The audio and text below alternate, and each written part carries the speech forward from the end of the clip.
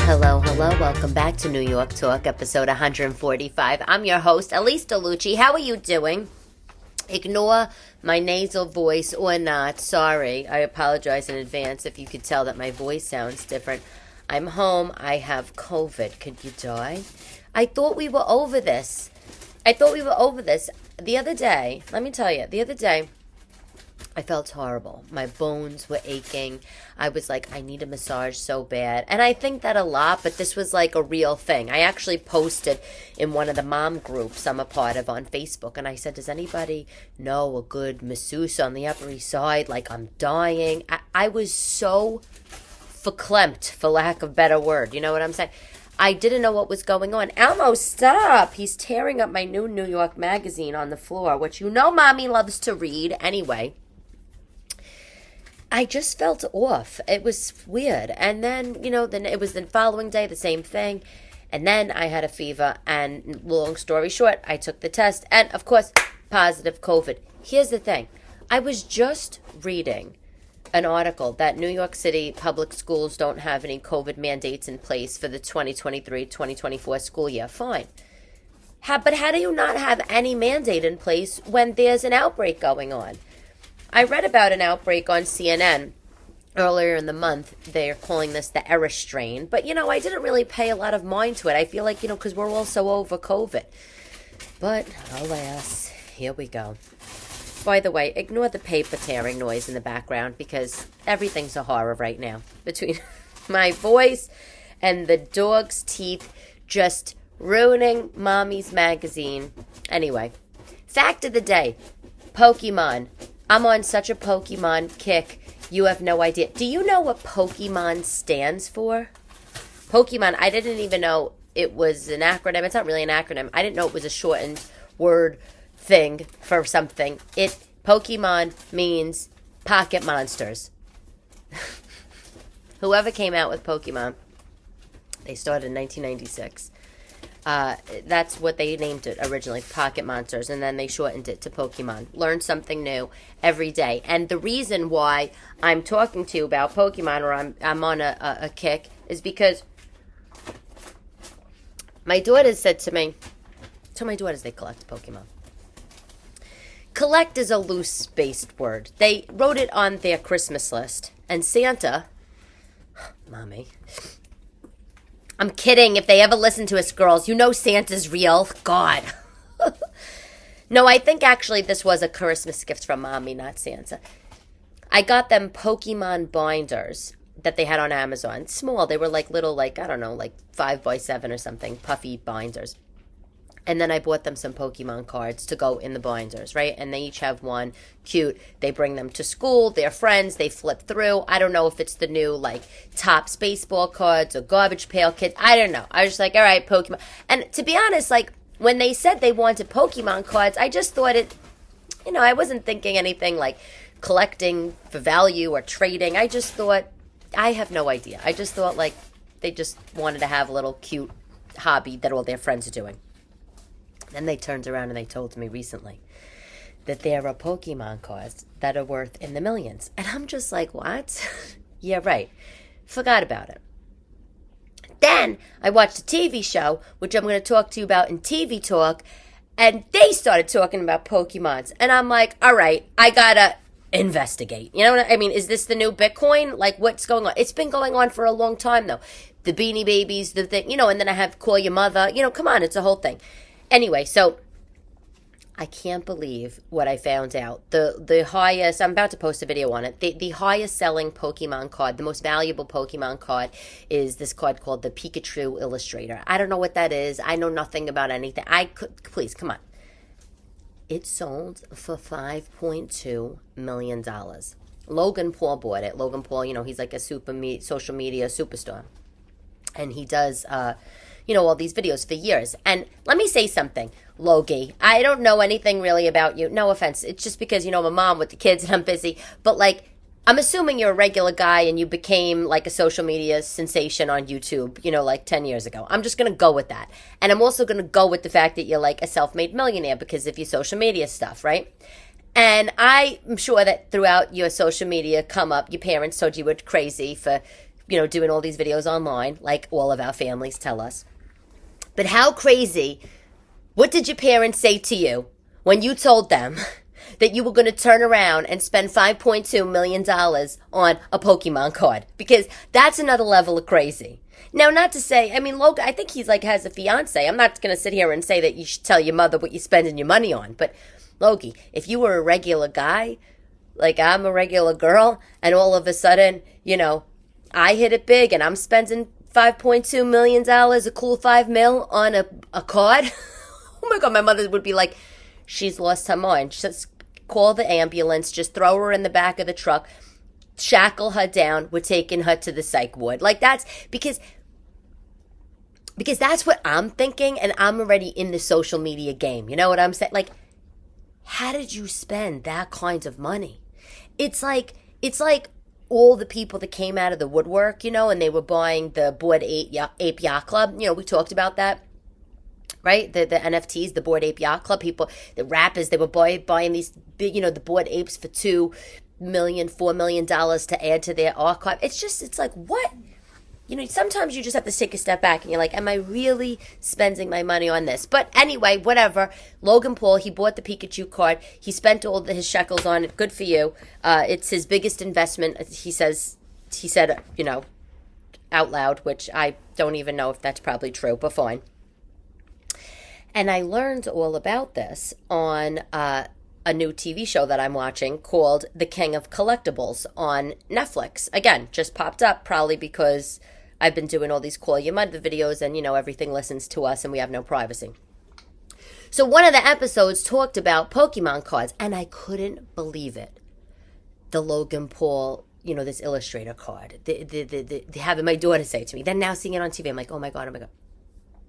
I start looking on eBay. People are selling Pokemon cards, $70,000, $80,000. They sold prices, $10,000, $32,000. It's mind-blowing to me. It's complete. I guess it shouldn't be, right? But it's not like they're baseball players, like that kind of thing. It's Japanimation? I don't know. Anyway, basically, these are cards that you could buy inside a pack at the store. Pre-constructed decks, booster packs, bundled card sets. I have it written down. And there's the cards that are rare. You really got to look into it. And I'm not an expert, nor do I want to be, but these hologram cards. The video that I'm about to post, I have a little chart in it that shows you if the cards are rare or not rare. So if you see the video, FY, that's on there. There's actually, it's a mania. It's a Pokemon mania, and we all, I don't know if you know, but when I was working a few years ago, there was some kids playing, they were trying to catch a Pokemon outside, on their phone. There was some game they were doing. Don't ask, but the cards are separate than that. But anyway, if you really want to get in the nitty gritty, you could buy cards from the Pokemon online store, which is in Japan, and they don't ship to the U.S. And there's a service. It's called Japan Rabbit. I think it's called Japan Rabbit. Is it Japan Rabbit? Let me see. Did I write it down? I don't know. But there's a service. I don't think it is. I know. I think it's called Japan Rabbit. I didn't write it down. That will buy the stuff for you in Japan and then ship it to you in the U.S. So if you want to try to get one of these rare Pokemon cards and you have it in your head that you're not going to be able to buy them from a pack in the United States or in Europe or whatever, and you're like, I want to buy them from the Pokemon online store. Well, you can make that happen. There's another place that I learned about called Zen Plus. This is a website, zenplus.jp. And this is Pokemon related, and it's not. Zen Plus is a Japanese marketplace. It's like the Amazon of Japan, but not like in a AliExpress or Alibaba kind of way. It's not as curated. It's not as the natural language, the natural NLP, the natural language processing on the search bar. It's not as good as other websites that we search on, so if you're typing in purple sweater, right, you're not maybe going to see a purple sweater that you wear. You might see a purple sweater you wear, and then you might see something called purple sweater, a name of an album, so that's the NLP. The NLP is not as good, but it's really like a Zen Plus. It's a real world marketplace, and people have bought Pokemon cards from this website, from directly from Japan, and then turned around and sold these cards. I have it written, $208,000, $233,000. I mean, it's insane. It's totally insane. Anyway, Zen Plus, though, I will say, is worth checking out if you want. You can find lots of weird stuff there, like a lot of the authentic Japanese products. They sell kimonos, and they sell kimono socks. How weird is that? Those are the toe socks. Like, just, it's weird because we don't see them every day, right? But if you want socks to wear with your flip-flops, get kimono socks from Zen Plus, just saying. They had all this, like, nut stuff. I typed in canes. Don't ask. I'm always looking for things for my grandmother because I feel bad. She doesn't know how to use the internet. She doesn't shop online, and she loves these lightweight aluminum collapsible canes. So I typed in foldable canes, and there was like a Hello Kitty cane. It's very cool. Anyway, it's worth checking out. Zen Plus. But I'm just in such awe of this whole Pokemon thing. And like, what something's worth is just what is, supply and demand, what somebody's willing to pay for it. And what happens one day if nobody wants to pay $5.3 million or $5.2 million for Loki Paul's Pikachu Illustrator card? What, you're just going to be out that kind of money? Oh my God, it's insane. I can't wrap my head around it. But back to TV talk. It's definitely worth watching. King of Collectibles on Netflix. The guy, his name is Ken Goldin. I like him. He's a made guy. He's just self-made guy. He worked with his father, just collecting stuff, and he has a big business in Jersey. He said his business is a $4 billion business. I find that hard to believe until I really started watching the show. And I can't believe the prices of these things. Team jerseys, $5 million, $10 million. I mean, just it's beyond. Anyway, the show. I don't think I've ever mentioned this show to you before. You know what show I absolutely love? Alone. Do you know the show Alone? It's on the History Channel. It's a great show to watch if you're into this kind of thing, which I want to tell you, of course. But it's a great show to watch with, like, your husband or your boyfriend because it's a very mannish show, in my opinion. Although, maybe not because I'm, like, obsessed with it. Basically, and there's, like, 10 seasons. It's like a survival show. It's like Survivor. There's, like, 10 people, right? And they drop you in the middle of the woods, and you get 10 items. To take 10 items. A fire stick, a tarp, blankets, whatever you want to take. And you just have to survive. And the person that survives to 100 days, the last remaining survivor, wins, I think it's $100,000 or $500,000, right? I love this show. Something about not having a lot and surviving and roughing it and an emergency, desperate situation. It just really taps into something in my inner core. But I love it, and I finished the last season, and I just started the new season, which is Alone Australia. And it's very different. Is all I could say. Because Alone Australia is different than the Alone that's been filming in Canada. Alone Australia takes place in the rainforest, so it's a very wet climate. And seeing how these people survive or don't survive, and who leaves the competition early on, kind of thing. It's interesting. It's totally worth watching. And it's addictive. You really start rooting for the people. And there's one guy, I think he's from season 6. His name is Roland. I still think about him. He was the winner. So spoiler alert. But it's like, yeah, the show was like, it's like 5 years old. This guy, Roland, he shows up in the woods, just starts building a house out of giant boulders. Like, literally, he built a stone cave in the middle of the Canadian forest. And, AKA, he never got cold. Whereas other people were building houses out of, like, tree branches and barks and teepees and all, whatever. And you know, he was like killing things with his bare hands. It was crazy, gross. It's totally gross. It's gory. It's disgusting. I turn away for those parts. Of course I do. But it's so good. Anyway. And then another show, and a friend told me about that I did not start yet. Killing It with Craig Robertson. Craig Robertson, if you don't know him, I think he was on The Office, right? He was on The Office. He's hilarious. Let me tell you about Craig Robertson, okay? Craig Robertson was at Gotham Comedy Club a year or two ago, you know, headlining for a weekend, right? I think it was like a makeup date because of COVID. And I showed up at the club early in the day to pick up something, and he was there with his people, and they were just doing like a AV sound check, whatever they were doing. And part of Craig's act, if you ever have a chance to see him live, you have to go see him. He's a genius.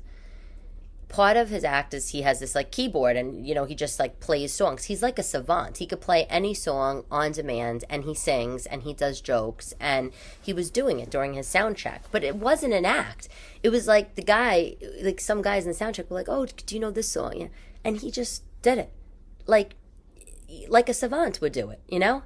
Amazing. And then I saw the live show, and it was amazing. Anyway, on the comedy note, my girlfriend Maureen Langan, she's on AGT. I think she's going to be on someday this week. She's performing on the live shows. She made it to the semifinals. I'm so happy for her.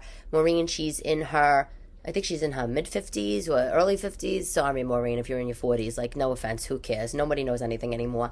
And she's funny, and she's a former broadcaster, and, you know, obviously she's a comedian, and I've been watching her run her sets all around the city for her AGT stuff, and I'm so happy for her. It's amazing. So, yay, Maureen. Go, Maureen. If you're watching this, vote for her. I went out to dinner the other day. I wanted to take the girls for some brick oven pizza, you know? And I told you before that on the Upper East Side, I love San Mateo. It's the best. The gold standard for brick oven pizza on the Upper East Side. If you're ever in town or if you live here, you know, that's where to go. That's where to go. Something for everybody, for the kids, for you. Delicious, reasonable prices for Manhattan. So I didn't do San Mateo the other day. We were on the west side, so we went to Motorino. All they have is pizza and salad. It's like on Columbus in like the low 80s, which, by the way, is a great part of the Upper West Side for dining out. They have everything. Between like 80th and 82nd on Columbus Avenue, you can find anything you want.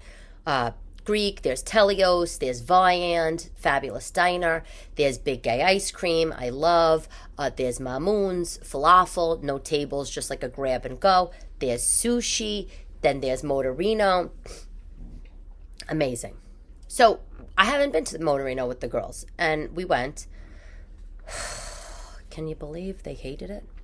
They hated it. It was one of those meals, you know when you take everybody out for dinner or you go out for dinner, and nobody likes what the restaurant's serving, and you have to go home and just make another dinner or just dig something up, rustle together something. Ugh, it was so annoying. By the way, I'm boiling hot. It's probably because I probably have a fever, but anyway, let me fan myself. It was so annoying, and you know why they didn't like it? They didn't like it because the brick oven pizza, you know, it makes the parts, you know, it's like the bubbles on the crust, and the bubbles, some of those bubbles, they're like burnt. Delicious. They thought that the whole pizza tastes burnt. Ugh, such a waste. So you know what I did? I really made it up to them when I brought them home. I happened to have, because I do keep it in the fridge a lot, I always have pizza dough, like homemade pizza dough or store-bought pizza dough in the freezer. You know, not like the Pillsbury, like roll, like just, you know, from the freezer section or the refrigerator section at the supermarket or wherever. So I happened to keep one in the cheese drawer in my my fridge, because I've been making them this thing, and I made it for them that night. Homemade Nutella pizza. Totally not healthy. Fun mom thing. It's the easiest thing to make if you don't know. It's like all you do is you preheat the oven to 400 degrees, right? Get it so hot. Take a baking sheet, oil it, you know, roll out the dough, you know, like whatever you do, get the dough, you know, shape it into a pizza shape, you know, put it on the oiled sheet, I drizzle a little bit of olive oil right on the dough when it's on the baking sheet, a little tiny bit, sprinkle of salt, put it in the oven, bake it 15 minutes, take it out, and then when it's hot, I do it, I don't let the kids do it, I smear on some Nutella and then put on sliced strawberries on the top and maybe some powdered sugar transferred onto the cutting board, and then, I use the pizza wheel and I cut it, and there you go. It's the best dessert. They serve it all over Italy, and it's scrumptious.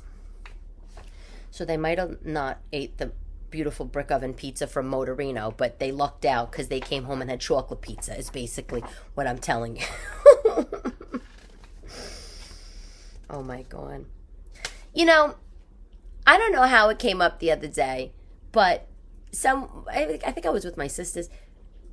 My little sister Gabrielle, she says, I'm the only daughter that had a chicken dish named after her. And I was like, you're right. What kind of shit is that? My mother, she made a chicken dish named after my sister, Chicken Gabrielle.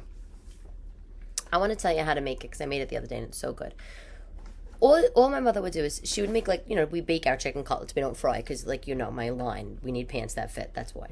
And so she would bake like a chicken breast, not necessarily a thin chicken cutlet. My mother, she would bake a breaded chicken breast, with the Italian seasoned breadcrumbs and grated cheese and whatever, put it in a baking sheet, drizzle olive oil, bake it in the oven until it's done, right? And then she would take it out and she would mix the chicken cutlet. She would take it out of the oven and then she would chop it into chunks. And then she would mix it with a drained jar of marinated artichoke hearts and then a couple of tablespoons of balsamic vinegar. Or you can use balsamic glaze. She would mix it all together in a bowl, and then that's it. It is so good. It is delicious. If you ever want to try that. My mom actually only made it with balsamic vinegar, I will say. I'm just saying balsamic glaze. I think the glaze will be nice because the glaze is thicker, and if the artichoke hearts aren't drained a lot or drained well, they can almost be wet-ish. And then that wet plus the balsamic wet is, you don't want soggy chicken. Come on, nobody wants to do that. So if you bake the chicken cutlets, right, you bake them in the oven, 400, you do, 20 minutes each side, if you're doing a thick chicken breast. And then you mix it with the artichoke hearts and the balsamic glaze once it comes out. Oh, scrumptious.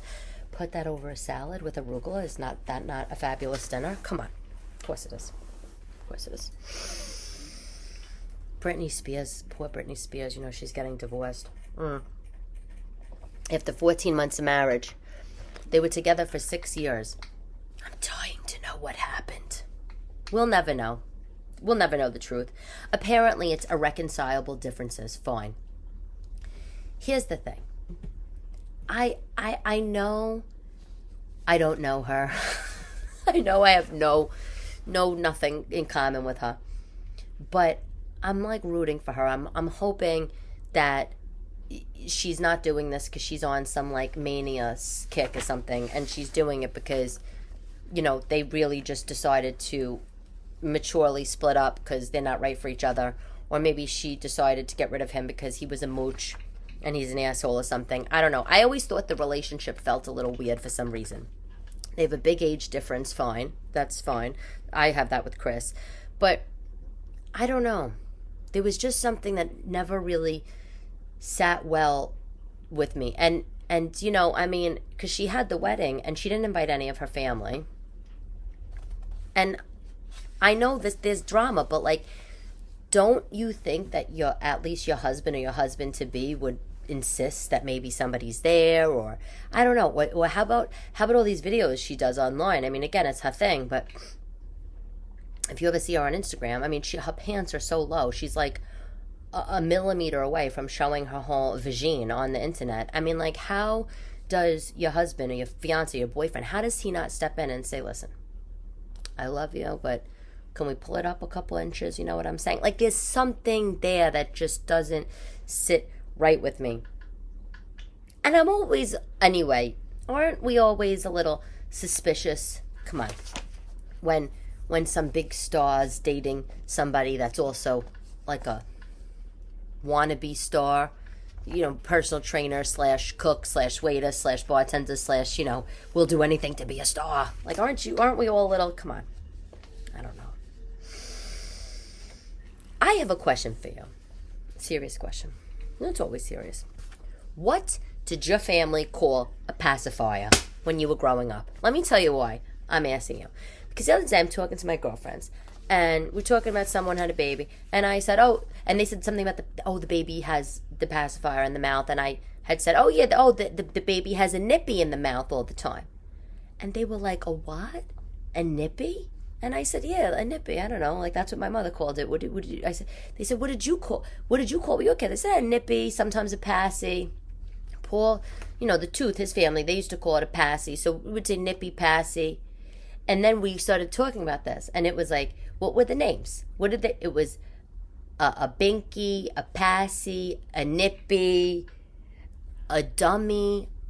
Somebody said a Wookie. I said a Wookie. Isn't that like a little thing from Star Wars or something? Like a Furby? Like, isn't a Wookie? So, someone else said a pon. I said a pon. They said, yeah, it's a Spanish name, a pon. A dummy. Did I say dummy already? No one calls it a nippy except my mother. Ma, why are we calling it a nippy? Like a fake nipple? Like, that's a little skivat, ma, no? But so I want to know, like, what did you call it? Like, people have crazy names for these things. Passy, binky, dummy, Wookie, nippy, pon. I like a pon. That's a lot of effort to say. Where's your pon? I don't know. Oh, I'm trying to plan my 40th birthday.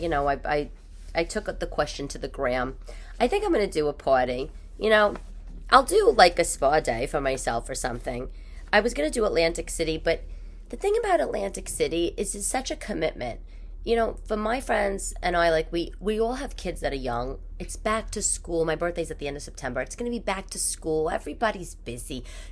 Chris is like, oh, why don't you go to AC just with your girlfriends for a weekend? I said, nobody's doing that anymore. Nobody has any time like that. I don't know why. It feels like, I don't know if it's getting older, more kids. It just feels like there's no time to allocate like 72 hours on a full-on bender at the Borgata in Atlantic City. I mean, we would love to, sure, but... So, I think I'm going to do a party. I don't know where yet. I think the prices are really outrageous. To be honest, that's what's bothering me. I'm going to host a party, but, so I call this one place. You're going to die. Listen to this. I can't even believe I'm about to say this. For 4 hours, like a 4-hour party, they want... so they're charging for the alcohol, obviously, and then the food, and they're charging per hour. So it was like $40 per hour for a drink package per person. And then the food, it was like for past hors d'oeuvres, it was $50 an hour per person. And if I wanted to do like an actual station, like, not a carving station, but I wanted to have almost like buffet-ish. And we're not talking Italian buffet. We're talking about Manhattan, annoying buffet. Probably like, like lettuce wraps, chicken satay. You know how much they want? $120 a person. Wait, per hour. Like, how about this? Let me tell you where you could go with those prices. Up your A, okay? Up your A-hole. Like, that is so expensive. For a 4-hour party, you're looking at $275, $300 a person. What is this, a wedding? That doesn't even include the room rental, doesn't include the music, doesn't include the decor, and God forbid you want to do a blow-up saxophone, you're out of dough. I mean, can you imagine? I said to Chris, this is exactly why I like to have parties in the boroughs or on, Staten Island's a borough, or on Long Island, because they're normal. Because, when I did my kids' parties, I did them in Brooklyn, a couple different places, and maybe it was like $50 a person, and you got everything. You got the whole kitchen, every single thing. And then when you do it in an Italian place, they're throwing things in. They can't believe, they're so happy for your business. They're like, oh, what, you brought 45 people to my restaurant on a Saturday afternoon, and you're paying, $60 a head? Let me throw some more things at you. Let us pick up the cake. In Manhattan, it's like they're deterring you from doing business. It's so obnoxious. And then I said to this one place in particular, with the annoying menu, I said, listen. I said, yeah, okay. That's the price. All right, fine. I said, let me tell you. I said, okay, would you mind if I brought in a couple of 6-foot heroes, to supplement the food? And they were like, absolutely not. We're not doing that. Like, I'm sorry. In my world, it's not a party until the 6-foot hero shows up. You know what I'm saying? I don't give a shit if it's my 40th birthday on a Saturday night and I'm in a sequin gown. I want the hero. For my confirmation, my mother had it at the house. She catered in Chinese and fried chicken. That was my request. I wanted Chinese and fried chicken holiday. Can you imagine? Whatever. Like, it's a party. That's what we like. I had my communion in a Chinese restaurant. What was the name of that restaurant? Crown Palace. Is that the name? Yeah, Crown Palace on Staten Island at a party room. That's how Italian people do it. Like, chicken satay and lettuce wraps for like $100,000 a person. You can keep it. Nobody wants your nasty chicken satay for that. You're not even gonna laugh. I can't even keep a straight face. I swear to God, I'm dying. Must be the COVID. You're not even gonna let me supplement that horror menu with the 6-foot hero. Pfft, nerve you. I'm never gonna get it. I said to Chris, let me have it at the goddamn club. Let me have it at the club. He goes, I'm not having your birthday party at my comedy club. I said, why not? Why are you embarrassed? I said, are you embarrassed to have it at the comedy club? I said, because my friends, we don't care. I said, we'll shut down a McDonald's and I'll have a 40th birthday party. Happy meals for everybody. Everybody's having a great time. Like, I was on the phone with Stephanie today. She was she's driving to work. And she knows I'm sick, so she should keep me company on the phone. And I told her that. I told her that he won't have the party at the club. She's like, oh, he's ridiculous. I said, I know. Like, what does he care what people think? We could care less. Like, I'll come in a burlap sack to underneath a tunnel. I'll go to a party in a tunnel. I could care. As long as there's a cocktail and the music's good and there's a little something to pick on that's not healthy, I'm happy. I'm happy. Which, speaking of, someone had a party. Well, it wasn't like a person. It was like a city event. There was like some event that they had a party on a bridge, like right in New York, like, I don't know, Queensboro, I don't know, some bridge.